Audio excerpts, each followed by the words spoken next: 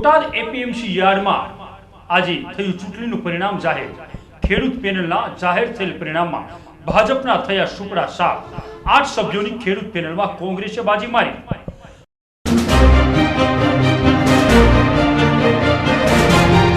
Botad marketing યાર્ડના chairman અને તેમના ડિરેક્ટરે આજે યોજાયેલ એપીએમસીની મતગણતરીમાં ભાજપની હાર પાછળ ગણાવ્યા જવાબદાર। રોષે ભરાયેલ ડિરેક્ટરે ચેરમેનને માર્યો જાહેરમાં લાફો। જાહેરમાં લાફા મારવાની ઘટનાને લઈ ભાજપના રાજકારણમાં આવ્યો ગરમાવો। ચેરમેનને લાફો મારવાને લઈ નોંધાવી પોલીસ ફરિયાદ।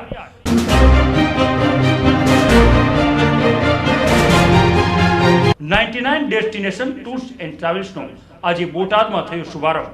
સંતો મહંતોના આશીર્વાદ સાથે આમંત્રિત મહેમાનો દ્વારા લોકોના સપના સાકાર કરવાના આ સોપાનને સારો ગણાવ્યો અને ફેનિલભાઈ ભાયણીને આપી શુભેચ્છા।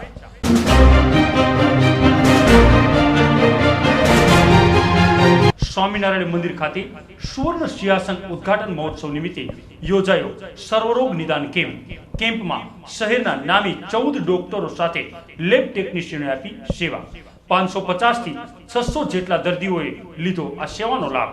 સર્વરોગ નિદાન કેમ્પમાં આજે આશરે દર્દીઓના બચ્યા ₹5 લાખ।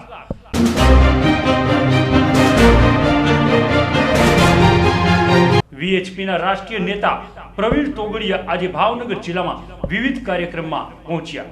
હાજરી આપી અને દેશના જવાનો અને કિસાનોની ચિંતા કરી રામ મંદિરના મુદ્દે નિવેદન આપવાનું ટાળ્યું।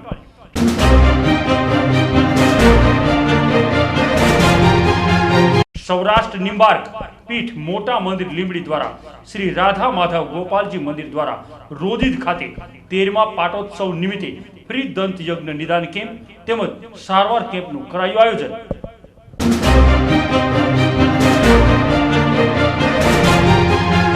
બોટાદના સબિયા હોસ્પિટલ પાછળ આવેલ કોથળાના ગોડાઉનમાં લાગી આગ।